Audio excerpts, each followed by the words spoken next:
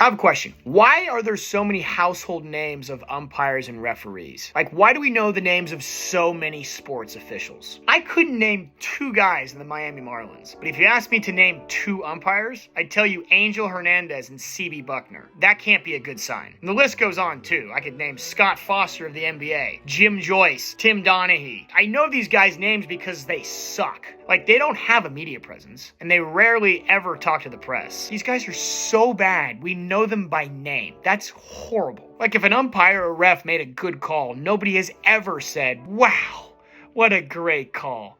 What's that gentleman's name? The umpire. What's his name?" No, you don't say that. You say, "Wow, what a great play made by the player."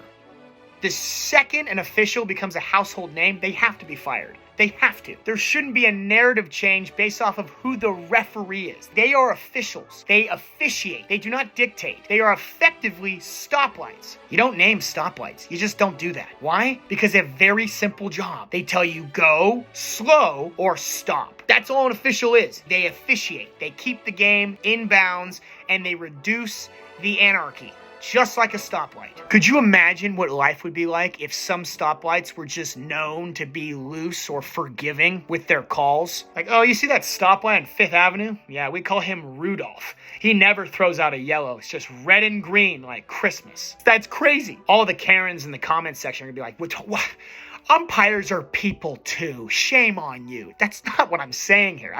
Of course they're people. I'm not like taking away their right to vote. Oh, you're an umpire? We don't serve your kind here. That's not what I'm saying. I'm saying I shouldn't know for a fact that Chris Paul is 3-17 in games that Scott Foster officiates. That stat shouldn't happen, but the fact that I know that's even worse. I'm gonna say it. Bring in the robots. For every sport. Even if they're not ready, they're still probably more qualified than Angel Hernandez. The NFL is worth over $160 billion. The amount of technological resources $160 billion can get you is unfathomable. And yet, on 4th and inches in the most dramatic play of the game, you know what they do? You know who they turn to? They wave in the chain gang. Some old dude runs over with a chain, eyeballing it to make sure it lines up with the yard marker, and they look and they see, yeah, it's not a first down. We gotta change that.